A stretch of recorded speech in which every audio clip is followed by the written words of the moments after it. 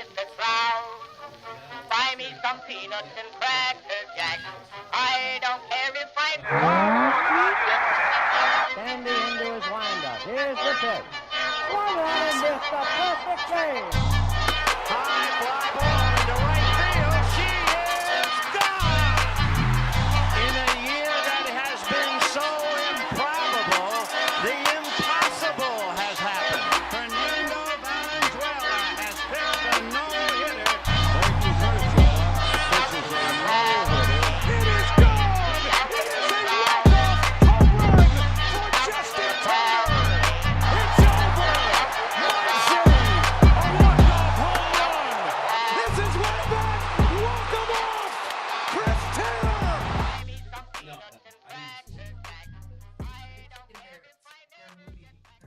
It's time for Dodger baseball. Welcome to Dodger Stadium. Dodgers win. This is the golden age of Dodger baseball. Grand slam. It's a double for Freddie. Magic. They're going to make big signings. They're going to make impact trades. This is the most anticipated season in Dodgers history. Dodgers have won it all in 2020. Think blue, bleed blue, and I'm out. What is up, Dodgers Nation? We are so back, and the sound is working perfectly. Welcome to the Dodgers Nation post-game show. My name is Doug McKain. You can follow me on X and Instagram at DMac_LA. Thanks for rocking with us out of the Dodgers. Lose on the road to the Houston Astros. Check that Trastros. Check that Trasterisk. Whatever you want to call them. They lose tonight by a final score of 5-0. It was trash day in Houston, and the Dodgers did not take out the trash, unfortunately, and they lose tonight in a game that just had no juice for the Dodgers. And before the game, we learned that Freddy Freeman headed back to Los Angeles to be with his family. His son Maximus is dealing with an illness where he was in the hospital. We'll give an update on that. We'll talk about that in a second here. And this team as a whole, Gavin Stone went out there, pitched 6 innings, at least went deep into the game compared to most Dodgers pitchers of late, but he was falling behind in the count. He really didn't have his best stuff. I mean, the humidity in Houston, that certainly is going to impact the grip of your changeup, and that's a pitch that he relies upon to have a lot of success out there.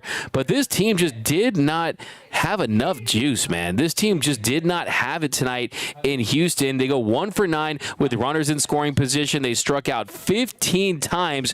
Framber Valdez absolutely owned this Dodgers team. Gavin Stone, he was a valiant effort, but didn't have his best stuff tonight. He goes 6 innings, allowed 4 runs on 9 hits, had 3 strikeouts. And since his 9-inning complete game shutout in Chicago against the White Sox, since then, he's pitched 16 2/3 innings, has allowed 13 runs, 28 hits, and just 11 strikeouts in that stretch. So it does appear that the season is starting to wear on Stone just a little bit, and he's still very serviceable. He's gone out there and he's gutted out innings for this team, and for the most part, he's definitely, as a whole, really been a major plus for this team in his true rookie season. But it makes you wonder kind of how he's going to look in the next couple of months, and if this rookie wall is starting to really rear its ugly head, because he's someone that looks a little gassed out there. But we'll break it all down. We're also going to talk about Garrett Crochet. Lots of Garrett Crochet talk on this episode of Dodgers Nation postgame, because he talked to the media in Chicago, had some really interesting comments about the upcoming trade deadline and the rumors of his extension demands. And we'll talk some Freddy Freeman too. Will he be back for this series? They didn't ask Dave Roberts yet after the game, so we'll continue to monitor that to see if we can get an update. But welcome to the Dodgers Nation post-game show. Yes, you lose to the Trasterisks. Yes, it was bad. Maybe they were banging trash cans and maybe they were cheating again, but all in all, just not not a crisp, clean game for your Los Angeles Dodgers. And what are your big takeaways? Let's go down below. We need pitching. Gotani from Twitter. That's from Mr. G. Yeah, by the way, we are getting very close to 94,000 subscribers. And to celebrate, remember, this is the #1 Dodgers YouTube channel because of you guys. And to celebrate that, we are giving away a brand new, authentic Dodgers jersey for whatever player they trade for. Now, hopefully they trade for someone, and you're going to get that jersey. All you got to do is comment, "Let Freeman cook." Let Freeman cook. Go. I think the alarm might be on snooze or something. I think Freeman's pressing that snooze button. No, he's working. He's at work. I can promise you that. And this Dodgers team, they're going to swing. Let's just see if they land some punches at the deadline. Also, comment "Gotani" down below. You'll be eligible for that 95,000 subscriber count that we are going to get very close to as well. So here we go. Welcome to the Dodgers Nation post-game show here. We got Joel Rodriguez. What up, Joel? Bruh. We got a super chat, $2. Yo, D-Mac. Wait, is it? I think we're good to go, right? Hey, D-Mac, you're live. D-Mac. Wait, let's go down here. I think you guys can hear me now, right? Hello, hello. We need more pitchers. Gotani. Vamonos. We need pitching from Gotani. We got Apple TV blows. Let's hear about the trades Andrew won't make. That's from Dino's 5150. Totally understand the frustration because you're seeing other teams make some deals. Still early, though. Anthony Keene says, main takeaway, you can spend $1 billion and still have a team, an incomplete team. It's a crazy world. Yeah, isn't that really incredible when you think about it? Watch Dodgers trade for Rich Hill. Well, they haven't signed Rich Hill, Beersama, and the Dodgers are one of 12 teams interested in Rich Hill. They're one of 2 teams that saw him pitch. So we'll see if they end up getting Rich Hill. But I know that would be underwhelming for a lot of Dodgers fans. We'll get to the trade talk here in a second, but let's focus on tonight's game because there was a lot that I did not like from this one. I'm sure you feel the same way because this is a Dodgers team that really has struggled on the road lately. As a whole, they've put together a nice winning streak and you had a nice homestand, but in this one, just not a crisp game for the Dodgers. And Gavin Stone, like I said at the top of the show, he's been solid. He's been rock solid. And his performance tonight, I don't think reflects the entire year because it's not like he got rocked. I mean, 4 innings, no run support. 4 runs in 6 innings with no run support. That's not awful by any stretch. But I think the big takeaway for me with Gavin Stone was, he came off that 5-inning start against the Red Sox where he gave up just 1 run, solid start. It's in Houston, that Houston team they're trying to build, trying to get the top spot there in the American League West after a slow start to this season. They've really put things together. And with Stone, he had a really nice first inning there. It goes 1, 2, 3 on 8 pitches. And then the bottom of the second inning, it's some trouble for Stoner. And with the first batter against Diaz, he singles to right. Pena ground to a fielder's choice there to short. And a couple batters later, he walked Myers. And then Loperfido, he singled to left. That gave the Astros an early 1-0 lead, set them up with runners on first and second. Then he comes back to strike out McCormick with a sinker on the corner. Really nice executed pitch there. Then bottom of the 3rd inning, Altuve, he flies to left. And with 1 out, Alex Bregman at the plate. And more of the issues tonight for Stone was falling behind the count. He's down the count 2-1. And Bregman, he crushes a home run to left. That puts the Astros up 2-0. And still nothing doing for that Dodgers offense. Really, early in this one, you had some opportunities, especially there in the top of the first inning when the first pitch of the game, Shohei Ohtani doubled to center, but nothing much after that. Will Smith struck out swinging. Teoscar lined to right. Pages grounded out to third. So nothing really happening for this Dodgers offense. And then bottom of the 4th inning, after a Pena double to left, Gavin Stone falls behind the count once again. He falls behind 3-1 the count. Then on the full count, a couple pitches later, Singleton crushes a home run to right. And there's another home run, a 2-run shot. The Astros go up 4-0 at that point. Did a nice job bouncing back in getting out of that inning, but they get 2 runs on 3 hits there in the 4th. And then the bottom of the 5th inning, he walked Alvarez with 1 out. Then he's able to get Diaz. Diaz reaches on infield single, and then a couple batters later gets Singleton to fly to center to get the out. So, look, he didn't pitch poorly by any stretch. I mean, 4 runs. I mean, the 6th inning, give 2 hits there, and he's able to get out of it. But I think for me, it's just no juice for this team, and they got absolutely owned by Framber Valdez. I mean, the Dodgers, they created a bases-loaded opportunity against Valdez. They're in the 6th inning, and you had Vargas who reached on an infield single. Kike single to left. The Dodgers get back-to-back singles. They got runners on the corners.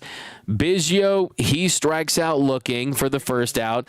Then Abreu comes in to face Ahmed, and Nick Ahmed, he strikes out swinging, and that sets up Gavin Lux at the plate with runners on the corners. And on a 2-2 count, he gets an infield single, and then Kike Hernandez just inexplicably outruns second base. He overran the second base bag, and he gets tagged out. And to make matters worse, Miguel Vargas is lollygagging, not running full speed, and doesn't get to home plate in time for them to put a run across. That was inexcusable by Miguel Vargas. I don't know if he's trying to lower his trade value prior to Tuesday's deadline. I don't know if he's just not in the game. I don't know if he doesn't think that it's important because of where the score was at the time.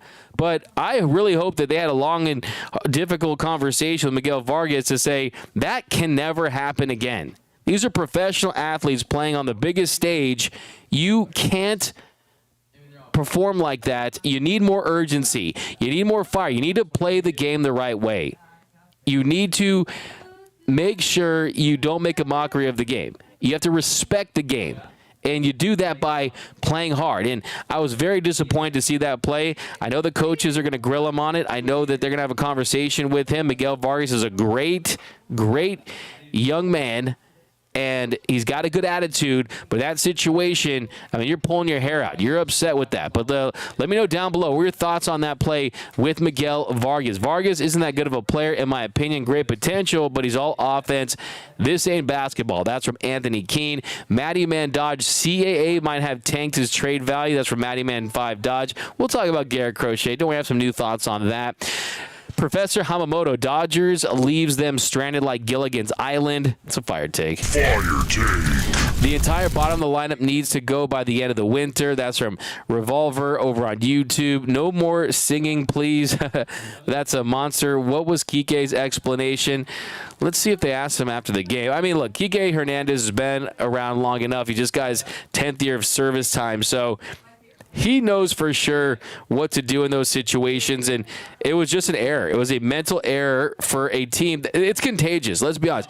It is very contagious when a team just doesn't have it on a particular night, and anytime it's a 162-game season, you are definitely going to have those off nights. It definitely happens, but still, I think for this team, they just did not look into this game like they needed to be. It was a sold-out crowd there at Minute Maid Park, right? And you really were hoping to kind of be ignited just by seeing those pumpkin jerseys and that horrible Houston Astros logo, which just brings up just a lot of anger for a lot of fans. I see people out there, by the way, oh, it happened in 2017. Get over it. Get over it. I'm going to make sure my grandkids know about that. I'm never getting over it. Just want to point that out there.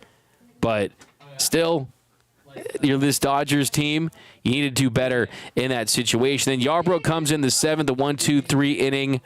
Then top of the 8th inning, Shohei Ohtani against Ryan Presley. He gets a single to center to lead things off. Then Teoscar Hernandez. You have Smith coming up. You're feeling good about maybe making this thing interesting. But no, Will Smith, he strikes out looking on a four-seam fastball down and in. Teoscar, he flied to right. And Andy Pages, he flied to center. And that was after Ohtani had stolen the base. So Shohei, hey, man, he's the A-plus student no matter what, right? He's out there doing what he does, but he didn't get enough support. And in the bottom of the 8th inning, the Astros add an insurance run. Yarbrough's still in the game. And Myers, Dodgers, he cranks a one-out double to left, and they elect to pinch hit for Loperfido, and Dubon, he doubles to left. That scored Myers. They played another run, a nice insurance run if you're Houston. They go up 5-0, and the Dodgers go out quietly there in the 9th inning. James Outman struck out swinging. Kike struck out swinging.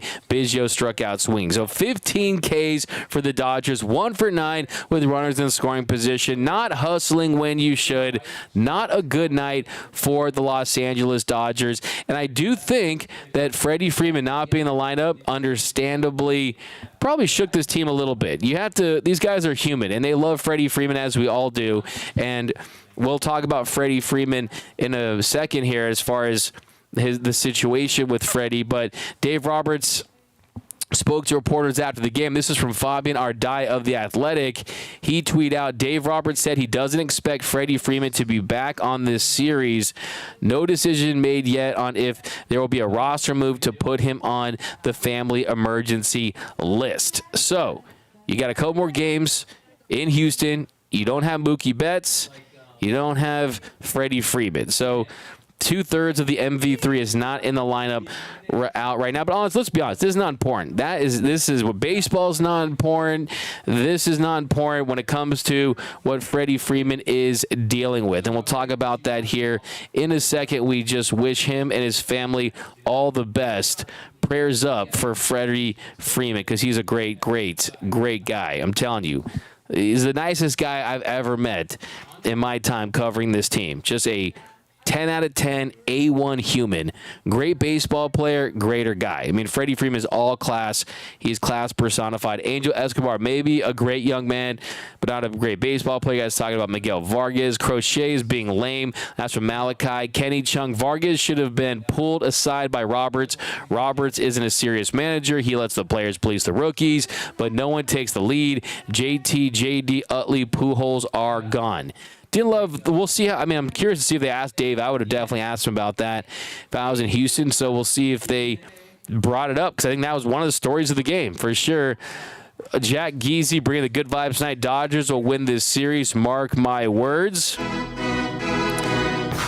David Jinzo, did you see that lineup on the field? Pajes, Vargas, Biggio, Kike, favorites to win the World Series. Haha. Yeah, this was not your A, B, C, D lineup, right? This is your.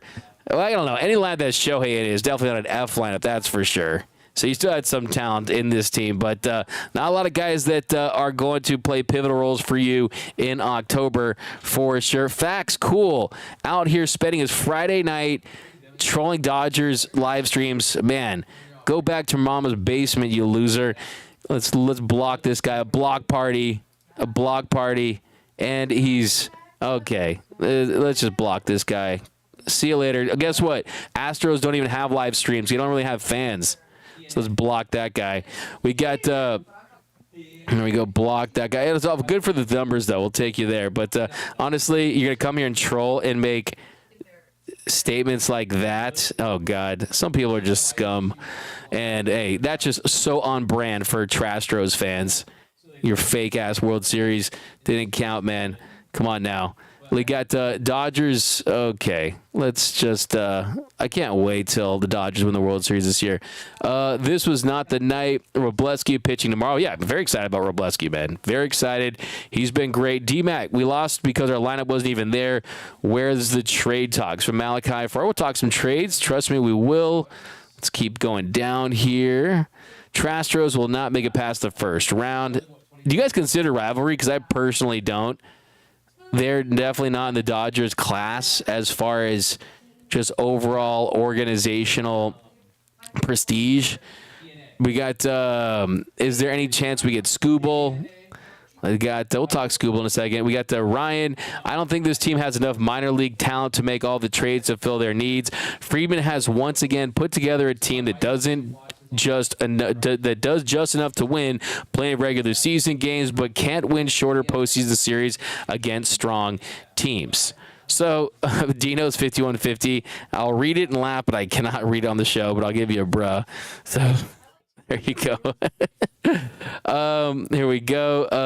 Adolis Garcia is his daddy. Look at these Astros fans and Dodgers fans going in on the chat. But yeah, I mean, a lot of it had to do with this offense just really, really struggling. I mean, Valdez had a stretch in this game where he had retired 16 straight Dodgers batters. He struck out 6 Dodgers in a row at one point between the 4th and 6th inning. So he was dealing. They were not seeing him well, just not getting it done against Valdez. And they had their opportunity. Like I said, they're in the 6th inning. I mean, you had some opportunities. I mean, Valdez gets through Teoscar and Pages, and the Dodgers just couldn't put a run across. He ends up striking out 10 Dodgers through 6 1/3, and really, the only bright spot tonight, other than showing at the plate, was Brent Honeywell. I mean, Brent Honeywell, he came in and he continues to pitch well. Does Brent Honeywell, and you got to feel very encouraged about his performance and the fact that he's that one guy the Dodgers have found this season that looks like he is going to stick. Because as long as he goes out there and produces like this, I don't see how you could keep him out of this mix, because I thought he was really outstanding tonight. So it's really good to see Honeywell put up another 0 in this one. Of course, it wasn't those high leverage situations or anything like that. And it's not like he went deep or was a multi-inning appearance like we've seen for him. But Honeywell goes 2/3 of an inning to preserve that scoreless streak that he has with the Dodgers. He has had 8 shutout innings so far. He's allowed just 14 hits. He has 6 strikeouts and hasn't issued a walk as a Dodger. And he made light work today, just 3 pitches and 2 strikes. So, yeah, Freddie Freeman looks like he's going to be out for the entire series. The entire series for Freddie Freeman. Dave Roberts told reporters after the game. And if you don't know, just a quick explanation as to why is earlier this week, Freddie Freeman's son, Maximus, he was diagnosed with transient synovitis. And it's a hip condition, and it's caused by inflammation. It affects the lining of the hip joint. Freddie Freeman's wife, she's been posting on Instagram the stories that had a little bit of an explanation about what was going on. And Freddie was in the hospital until 3 a.m. Originally, Chelsea had put on her Instagram, "Please say a prayer for Maximus. Doctor says he developed transient synovitis from the viral infection he had All-Star Week. Day 3 of not being able to sit, stand, or walk. Any tips to help toddlers take and keep down medicine? He is usually good at taking medicine, but he keeps spitting it out." And then today, before the game, Dave Roberts said he's trying to be here for the team and also be there for his family. But when your child is going through things, it's just hard to be present, and rightfully so. He certainly had a heavy heart the last few days, and I just pray that Max is going to recover well and have a full recovery. And yeah, just seeing Freddie Freeman in that clubhouse last couple of days, he just didn't appear to be the same guy that he usually is. Just someone you always see that $1 million smile, and yeah, you can tell he's been going through some things as of late, and hopefully he'll get back soon, because Maximus will be back to being fully healthy, and we wish him nothing but the best. Like I said, throw some prayers up down below for Freddie Freeman and his son Maximus dealing with transient synovitis. So yeah, that definitely is it just proves, I mean, these guys are all humans, man. These guys all have families too. I think he absolutely, no question about it, did the right thing, because you got to go family first in that situation for Freddie Freeman, and you don't want him in Houston and when his family needs him the most. So for sure, we got Orlando says, Google says it clears up in 10 days. Yeah, we got Roy Estrada, Max Freeman. Yeah, I mean, look, Freddie's a great guy. He really is. But let's talk about what you guys want to talk about now, and that is the trade deadline. And we got a big update here on Garrett Crochet. So Garrett Crochet is flexing. Garrett Crochet is using all the leverage that he has to either, one, stay with the White Sox. Maybe he loves being a White Sox. Maybe he thinks, okay, I want to be on a 27-win team. Maybe he loves Chicago. Or B, he wants to get himself paid. And yesterday, John Heyman, he reported that any team that traded for Garrett Crochet was going to have to extend him. John Heyman tweeted, Garrett Crochet's plan with the White Sox is to pitch normal workloads as a starter until the end of the regular season. If traded, he would need an extension to pitch in October. He won't move to the bullpen and will not take any break. Views starter's routine as the best for his health. So that was leaked yesterday. That was reported by John Heyman. It felt like an intentional leak, whether it be by Crochet's representatives at CAA, Crochet himself. This felt like it was intentional. And today, Crochet was asked about the extension demands, and he said that he has no comment right now. He said, no comment right now. Right now, I'm just focused on pitching for the White Sox. In terms of that, it kind of is just what it is. I focused on pitching for the White Sox. Beyond that, I'm not really controlling much. So didn't say too much there.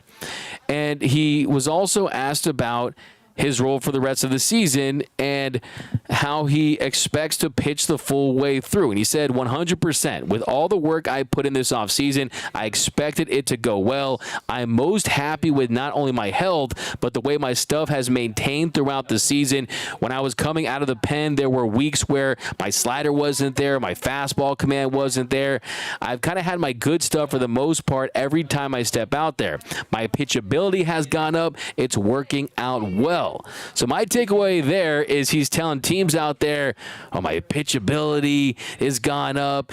My feel for my stuff every time I'm out there, the feel for my slider and the command of my four-seam fastball. He's telling teams that want to potentially trade for him to trade for him and give him a big extension. He's telling teams out there that you're getting a full-time Cy Young caliber starting pitcher.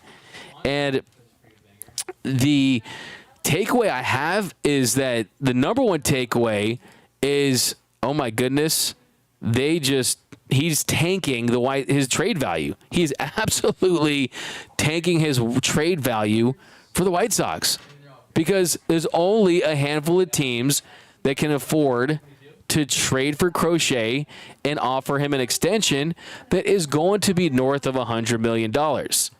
Now, if you look at recent history and teams that have gotten extension deals done with players where they're 2 years away from free agency, well, look at the examples. Kyle Freeland, he signed a 5-year, $64.5 million deal. Mitch Keller, a 5-year, $77 million deal with the Pirates. Pablo Lopez signed a 4-year, $73.5 million deal with the Minnesota Twins. Well, Garrett Crochet is having a superior year than any of those aforementioned pitchers. Garrett Crochet this year has all the leverage in the world because it is a extreme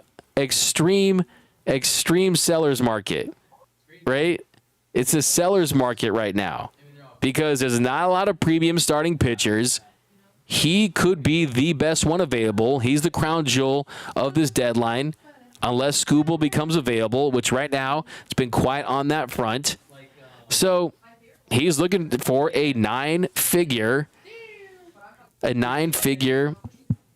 payday. And for anyone out there that is questioning this, why? This is smart. If you were in the same position, wouldn't you want to flex your muscles? Wouldn't you want to try to get that done if you're him? I mean, who's to question anyone who's trying to secure their financial future for themselves or their families? I mean, I'm not a position. I mean, if your boss is out there and you have any leverage because you can do something at your current job that you know no one else can do, by all means, leverage that. Get your paper. Get your money. I mean, is he selfish? Maybe. But is it smart? Probably.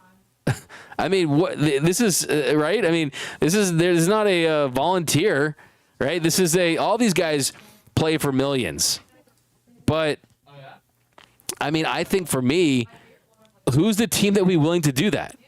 I mean, there's not a lot. There truly is not. Maybe the Yankees, maybe the Phillies, a team like the Astros tonight. We've seen them sign guys like Josh Hader. And guys that invest in pitching. We've seen the Phillies, the New York Mets. But as far as right now, I think that gives the Dodgers a ton of leverage.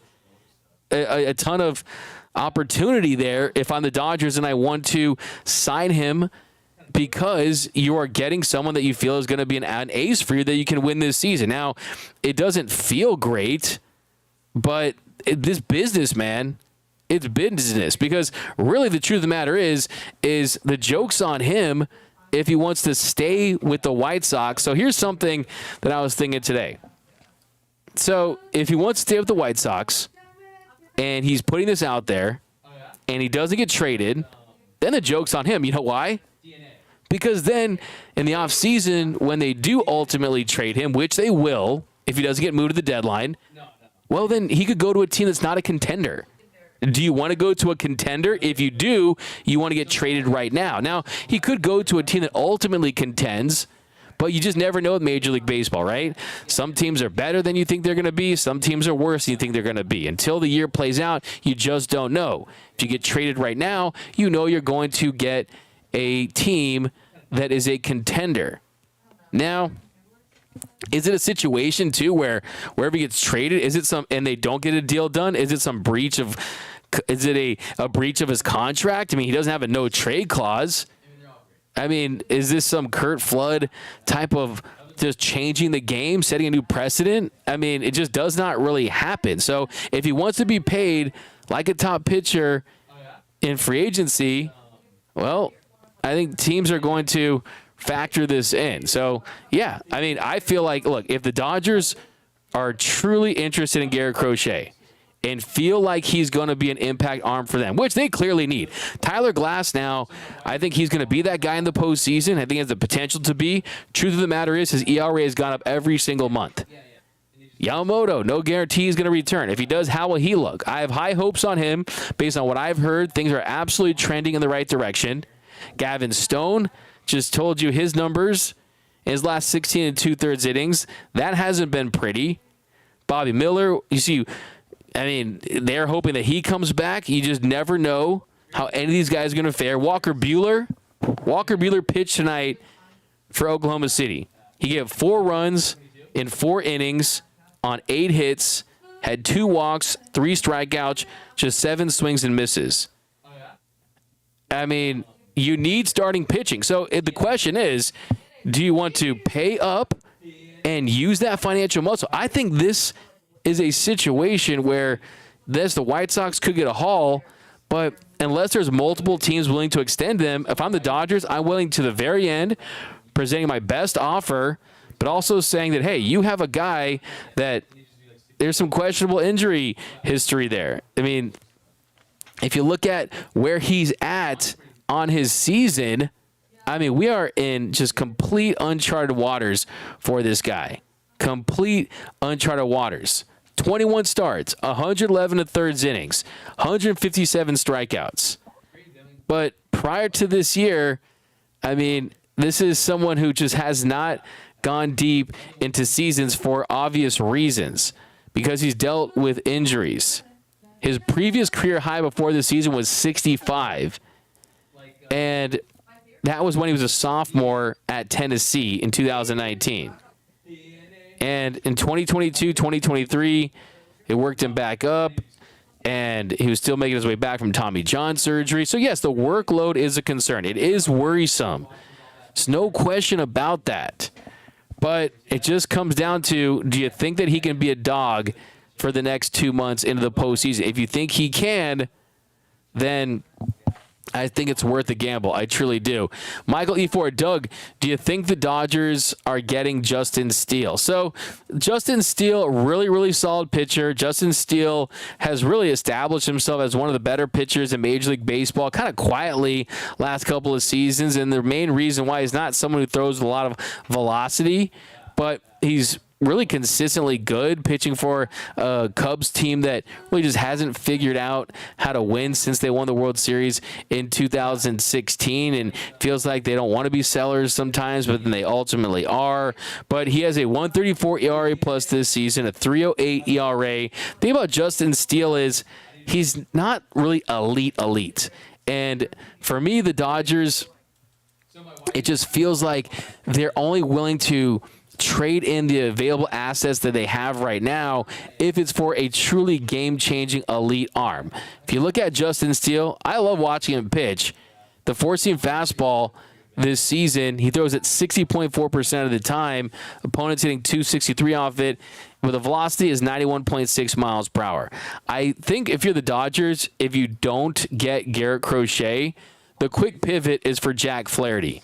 Jack Flaherty absolutely would be the plan B. I think Skubal, it'd be great. Would I be thrilled? Absolutely. Does feel like it's a little bit of a pie in the sky right now, but Jack Flaherty to me would be the pivot. But here we go. Crochet is being a moron. He just wrecked his trade value. Just 5-me Mason Miller or someone like him. Bueller, Bruns, and Cartaya for Crochet is all I would do right now. That's from Pika Pete. Mario Landaverde. Just because we didn't get Randy, a.k.a. 200 batting average, doesn't mean we can't cook. Yeah, this team's going to make trades. You have to feel it, right? I mean, they know what's at stake this season. I mean, you think they're just going to do nothing. David Ginzo, Tyler Anderson. Here's the thing about Tyler Anderson. He's good, but is he a lot better than the guys that they have that they're hoping to get back? I mean, right now you could probably certainly make the case after seeing Gavin Stone tonight. And the truth is, I think with Tyler Anderson, the ERA looks good. Expected numbers don't. He has a 2.91 ERA, but the expected ERA that's based on quality of contact and launch angle and what they think that the ERA would have been in the long run. Usually this stuff tends to even out, and the expected ERA is 4.31. The expected FIP is 4.89. Strikeouts aren't too high. The BABIP, though, the batting average on balls in play. So league average is typically around 300. And the batting average on balls in play, it accounts for defense and how well the guys behind you play. And if 300 is league average, well, this year the batting average on balls in play for Tyler Anderson is 229. So it's 229. And you saw in 2022 when he had a really nice year with the Dodgers, it was also lower than 300 at 256. So I'm not incredibly high on Tyler Anderson. And then there's the added fact that, hey, it's the Angels. Do they really want to shake hands with the enemy? I mean, Reed Detmers is there, who has some high upside, but had some mechanical issues that they think a team can work out. I think it's kind of go big or go home if you're the Dodgers. I mean, I truly kind of feel that way. I mean, at the very least, you could make some marginal upgrades, but they have a huge problem in center field that we talked about in the afternoon show for your Dodgers Dugout Live. But, hey, starting pitching is equally an important area they need to address. But we got some more Crochet talk. Dodger, if Crochet were to sign an extension with LA, what does this mean for Roki Sasaki? That's from Dodger. I think that if you are the Dodgers and you're seeing how pitchers can go down, and when they do, they're not out for 2 months or 3 months. They're out for like 16 months, 18 months. I mean, long periods of time. So it's just, I think you have to accept the reality of pitchers' injuries these days, and you have to load up with as much quality depth as you can. So we'll see what happens with Roki Sasaki. I will tell you, I was talking to a Japanese insider, and we were talking about Roki Sasaki. This was over the weekend at Dodger Stadium, and I was asking him, hey, got any insight on Roki Sasaki? And what he told me was that Roki Sasaki right now is trying to essentially prove that he's done enough in the NPB to get the blessing of the fans there that think that he's done enough for the Chibalote Marines to send him to Major League Baseball. And he told me that 80% of NPB fans don't like Roki Sasaki because of that. So there's that aspect as well, as far as just kind of ways dealing with this season in the NPB. I found that pretty interesting. But no, it would absolutely not preclude the Dodgers from accepting a talent like Roki Sasaki. The problem is, though, even the Japanese insiders really don't have a clue as to where he wants to sign. I think the Dodgers have done the legwork. You've seen Andrew Friedman go to Japan. Andrew Friedman told me himself he's gone to Japan multiple times. And one thing that he told me last year, Andrew Friedman, Dodgers president of baseball operations, is this was before they signed Yoshinobu Yamamoto. And I said, hey, when's it going to become time for the Dodgers to re-enter that Japanese market when it comes to starting pitchers? And he said, well, there's 2 talented pitchers this year that we're interested in, and there's a lot in the future. And there's some really, really good talent over there.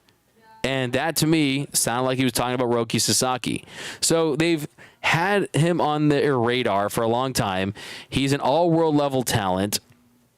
He's a fantastic pitcher, but I think that this Dodgers team, one thing they're really good at, even last year, I think even though that team wasn't necessarily built to be a World Series champion, is they want to win a World Series this year, and they're as all in on any team. That's why I really have to believe they're going to get something done, because they've made it clear in the media that they're all in. Jeff Passan's reported, Alden Gonzalez reported, Bill Plunkett has stories. I mean, this team clearly is all in this season.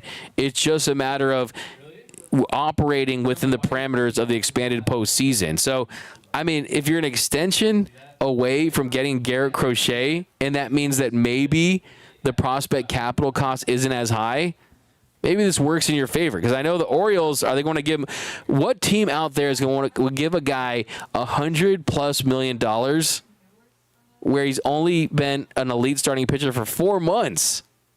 That's a big ask. But the Dodgers, they're crazy enough to do it. They truly are. Here we go. We got Ben Joyce would be a good pickup. Glub Fish. Crochet is being a moron. Be nice. Come on now. We're cooked. AF not doing ish. That's from King. Pika Peep. Stone still outworked Bueller by 2 innings today. Bueller is done from N-Rocks. Green. We got, let's see, what else we got? Bauer. I see everyone always talks about Bauer in the chat, and I'll tell you this. And I just don't want to waste your time. I truly don't. And the idea of Trevor Bauer being back on the Dodgers, there's a 0% chance of that happening, so it's a waste of time. Not saying that you shouldn't get that opportunity or anything like that. I'm just telling you, based on everyone I've talked to within the organization, around Major League Baseball, they say it's a 0% chance. So take that of what you will. But, I mean, that's just the truth when it comes to Trevor Bauer. He's not going to be a Dodger.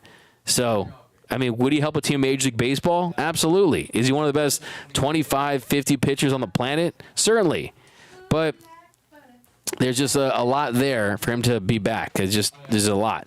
Rich Hill is not the guy. Bueller won't truly be ready until another year. Bobby looks lost in white. What else we have? This team isn't it right now. Metal, Heat, Diecast. Yeah, definitely not a very promising future right now, but there's a lot of talent. This team is going to get it figured out. I can promise you that. They're going to put together a really good team that's going to be right in that World Series mix, guys. Hopefully it's the quiet before the storm. Undisputed Talk says Johan is gone. Steve Sapo, isn't Flaherty striking out a bunch this year? Yeah, that's the thing. That's why, if you guys have watched the show, I've been talking about Jack Flaherty for months now because of the fact that he fits that Dodgers profile. I mean, I wouldn't be opposed to getting Crochet and Flaherty, if we're being completely honest. And there was a rumor today by John Morosi that the Astros were in on Jack Flaherty. So the Astros are being very, very aggressive too, and they're a team that really got off to a slow start. But Jack Flaherty this season, so I told you how Tyler Anderson posting a really quality ERA, but then the expected numbers didn't match it. Well, that's not the case with Jack Flaherty. A 2.95 ERA and a expected ERA that's just a tiny bit lower at 2.93. A 3.10 FIP, a 2.55 expected FIP. He had a 14 strikeout game against the Cardinals. He has a 1.5 ERA this month. His strikeouts per 9 is at 11.22. So if you look at the leaders in Major League Baseball this season, when it comes to strikeout rate. And mind you, that's what plays up in the postseason. That's what separates the great pitchers in the postseason in 2024, is their ability to strike guys out. Well, number 1 is Garrett Crochet at 35.4%. Number 2 is Tyler Glass now at 33%. Number 3 is Chris Sale, 32.7%. 4 is Dylan Cease. And 5 is Jack Flaherty. So Jack Flaherty has the 5th highest strikeout rate in all of Major League Baseball. He's been really, really good this season. If you want a little more traditional, I mean, the ERA is quality. The expected FIP, his expected FIP is 255. That's third behind Garrett Crochet and Chris Sale and right in front of Tyler Glasnow. That's an excellent indicator as to the kind of success he could have. If you want a little more advanced stuff, I mean, you look at that, his Sierra, he's third at 266. Jack Flaherty is the real deal. Jack Flaherty, the Harvard Westlake Wolverine, would absolutely be one of the top choices for me. He'd be the number one top choice for me if you can't get Garrett Crochet. So count me in. I bet in. If you watch, I bet in on Flaherty, and it's perfect.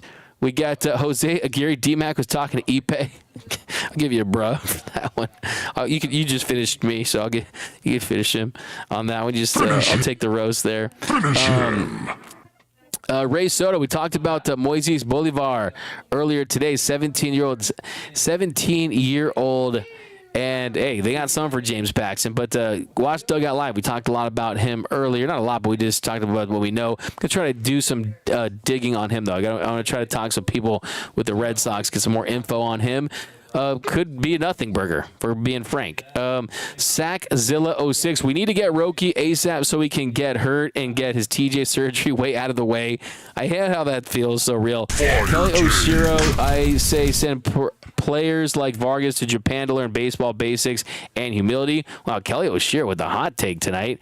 We got Obi-Wan. Question, do you think Nick Ahmed goes to third when Mookie comes back? Good question. Good question. I think there's a chance based on how the roster shakes out at that point, and depending on how he's hitting, depending on the health of Miguel Rojas. I think if Rojas is healthy, they'll give him that shot at third and have Mookie at short with Gavin Lux at second. That could be the move there. But we'll see. I think it's an incredibly small sample size with Nick Ahmed so far. Yesterday, he hit the go-ahead home run against his former team in the 8th. This first game, he had a hit as a Dodger. Tonight, batting down the lineup, he goes 0 for 3. So, yeah, I mean, we'll see how it plays out. I mean, it's still extremely, extremely early for him in this team. I doubt it. To be honest with you, I don't think that will be what they're going to do. So I think it's very unlikely. And I can tell you this team does feel like Max Muncy is going to be back. I can tell you that. This team thinks Max Muncy, as of right now, they think he's going to be back at some point, and that's kind of what they're betting on. I mean, Isak Paredes is a guy that, now that Randy Rosarena has been traded, will Paredes get moved? I mean, I have to tend to believe that there's a possibility that does happen because they always listen. The thing about Paredes is he's a much more valuable, he's basically 3 times as valuable as Rosarena is as a player. But the big difference is their top prospect, Junior Caminero, he's a third baseman. He's one of the top prospects in all of baseball. He's their top prospect. He's the third highest ranked prospect in all of baseball. He's 21 years old, and they want to give him that opportunity. So I wouldn't be shocked if Isak Paredes gets traded. The Astros, they've been interested in him because he can play first base as well, and you have Bregman at third. So, hey, the Astros are being aggressive. Teams are being aggressive. The Mariners are being aggressive. The Dodgers, hey, it's like that meme, the do something meme. Hey, they got to do something. You got to go for it, man. Burn the boats. Push all those chips in the middle of the damn table. I want a freaking parade. Who's with me? We got Love D-Mac. Let's talk about, yeah, I mean, for sure. E-Mark, totally agree. I mean, that's what I said. I mean, it's no slight to Trevor Bauer, but I'm just saying it's a waste of time because it's not happening. It's 0% chance. This is from Wabu Prod. Hopefully Yama comes back well. Yeah, that's the big hope. I mean, it's one of the biggest X factors. I'm going to do the top X factors for the rest of the season on Monday's show, and that certainly is definitely one of them and one of the big questions. But NS says Astros bought new, smaller buzzers. What's a fire take? It's a fire take. By the way, I just can't believe people are trying to tell me to move on. I'm not moving on. They cheated. And I'm going to tell my grandkids about it. We got the what package would land Flaherty. That's from Pika Peep. It wouldn't take a massive prospect haul. I'll cook up a package for you, though. But, yeah, it wouldn't take a massive haul for Flaherty just because he is a pure rental. That's your classic rental. But I think if I'm the Tigers, I'm waiting to see what happens with Garrett Crochet. I'm waiting to see what the White Sox do with Crochet, because if the White Sox don't trade Crochet, and the Tigers, who hold the keys to Tariq Skubal, who's everyone's dream trade pitcher at the deadline, which doesn't seem like it's going to materialize unless they get absolutely overblown and just straight up blown away by a king's ransom godfather. I'm going to make him an offer he can't refuse. Unless it's a Marlon Brando, Don Corleone level offer, that's unlikely. So if I'm the Detroit Tigers, that's one thing I do. I wait to see what they're going to do with Crochet. And look, I mean, a lot of these teams, the Texas Rangers aren't sellers anymore. They had Kirby Yates. You had Max Scherzer, who had a no-trade clause that he said a couple of weeks ago that he wasn't going to waive. So there's just not a lot of sellers out there, and there's too many buyers, and there's a scarcity when it comes to elite-level impact arms that just aren't on the table. So, yeah, that's why. The Dodgers having big money definitely helps. That's something that you can't deny. They might not have the Orioles prospects, but they have that black card, man. They got those unlimited funds. They have that American Express black card, and you just put whatever you want on it, right? So you look at someone like a Jack Flaherty. I mean, I would think that the Dodgers would probably include some young starting pitchers. I mean, here's the thing. If they trade Flaherty,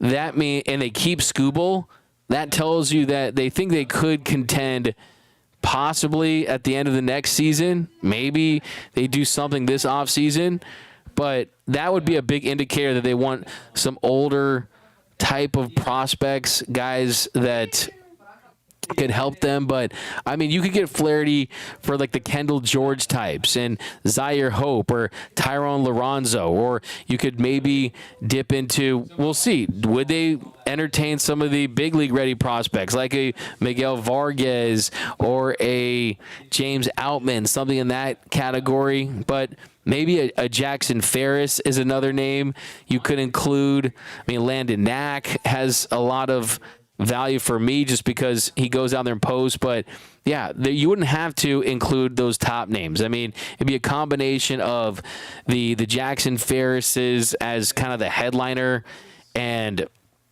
some lower level prospects. But you would not have to include the Dalton Rushings or the Josue DePaulas or anyone in that category. Andy Pajes, Tyrone Lorenzo wouldn't be included. Names like that. But yeah, I mean, I think River Ryan wouldn't be included in that deal. So, yeah, I think that Flaherty is someone that I'm looking for a little lower down the line. I mean, you look at what they gave up, like their 12 and their 22, the Mariners did for Rosarena. Maybe you can see something similar like that if you're the Dodgers.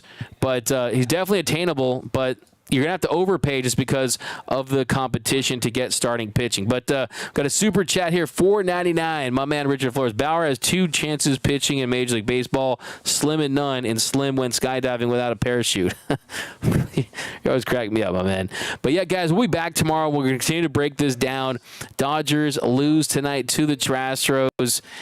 Garrett Crochet talks about the extension, but anything breaking, we're going to go live right away. So stay locked, stay tuned here at Dodgers Nation. I'm going to do a full trade packages show at some point tomorrow. So, yeah, no, I'm with you too, Dennis. I would keep Knack. You want to keep the healthy arms. Keep the healthy arms and stockpile the depth, especially because he's kind of an older guy, too. We got Michael Cook says, I saw Jackson Ferris tonight. I think we should trade him. He'll be up here to replace Kershaw when he retires. So you think we should or shouldn't? Later, Jose, we got Marco Ortega, our Dodgers show, what they really need in positions.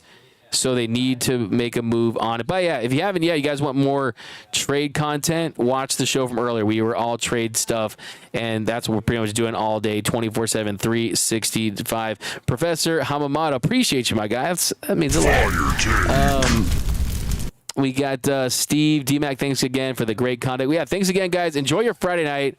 Who's going to see Deadpool and Wolverine? I don't know. I don't get to the movies much. I'll probably see it when it's on like FX in like 17 years. But later, D-Mac. What up, Nate? Thanks, man. Thanks, Eric. Appreciate you guys. Have a great rest of your night. You guys are the best fans in the game, and we'll talk tomorrow.